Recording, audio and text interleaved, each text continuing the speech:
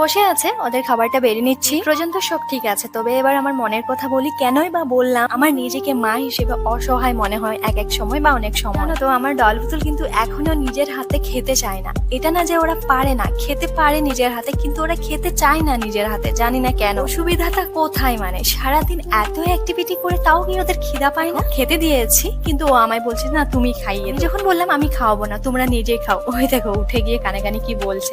আচ্ছা না, ডিমটা আছে, ফটাফট খেয়ে নি। বাচ্চারা তো এমনই হয়, ভাত না খেলেও ডিমটা খেয়ে নেবে। না, নট ইন্টারেস্টেড। মানে খাবে, কিন্তু আমি খাওয়াতে হবে। আমি খাওয়ালে সবকিছুই খাবে। স্কুল যাওয়ার সময় বা স্কুল থেকে আসার পর এমন হয় না যে আমার খেতে ইচ্ছে করছে না, মা খাইয়ে দেবে। ঠিক আছে, সেটা খাইয়ে দেবো বা খাইয়ে দিই, কিন্তু অনেক সময় যেমন ধরো না, এখন সামার ভ্যাকেশন চলছে, বাড়িতে রয়েছে ওরা, আমি বলি যে নিজের হাতে খাও, সময় লাগুক, কোনো প্রবলেম নেই, হোক মেসি হোক, আমি ক্লিন করব, তবু মাঝে মধ্যে নিজের হাতে খাও। তখন বলি আমি খাওয়াবোই না, নিজে খেতে হবে, খাও। তখন অনেক সময় জানো তো কেঁদে ফেলে। তো ভাত বলেই নয়, অনেক সময় বাটি চামচও খেতে দিই, টিফিন, ওটস হোক, মুইসলি হোক, তখনও কিন্তু একই করে, ওই একই গান গেয়ে দেয়, মাম্মা খাইয়ে দো, খাইয়ে দো, খাইয়ে দো। আচ্ছা, তোমরা তো অনেকেই আছো যারা নাকি মা আর আমার ভিডিও দেখো, একটু আমায় সাজেশন দেবে বা বলবে যে ওরা কি করলে স্ব ইচ্ছায় খাবে নিজের হাতে। তার সময় ভাবি যে খিদে লাগুক, টাইম টু টাইম খাইয়ে দিত, তার জন্যই বুঝতে পারে না যে খিদে পাচ্ছে বা খেতে হবে। তখনও সে একই, যে খিদে পেয়েছে ঝটপট খেয়ে নি নিজের হাতে, তা নয়, মাম্মা খাইয়ে দেবে, বসে থাকবে আমার জন্য। আমি বাচ্চা নিয়ে কমপ্লেন করছি না, বা এই বিষয়টা আমার ভালো লাগে, তবে এটা তো সোশ্যাল মিডিয়া, তোমরাও তো অনেক কিছু জানো, তার জন্যই আমি শেয়ার করলাম। আমাদের থেকেও আমি অনেক কিছু শিখতে পারি, জানতে পারি। প্ল্যাটফর্মটাই এমন,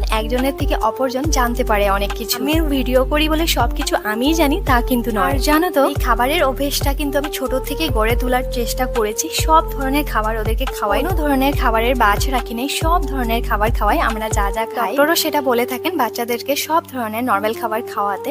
তার জন্যই কিন্তু ওদের অভ্যেসটা হয়ে গেছে, যে কোনো খাবারই কিন্তু ওরা সুন্দরভাবে হজম করে। অন্য কোনো ধরনের সমস্যা নেই, সমস্যাটা হলো নিজে খেতে চায় না। গল্প করলাম, আবারও দেখা হবে পরের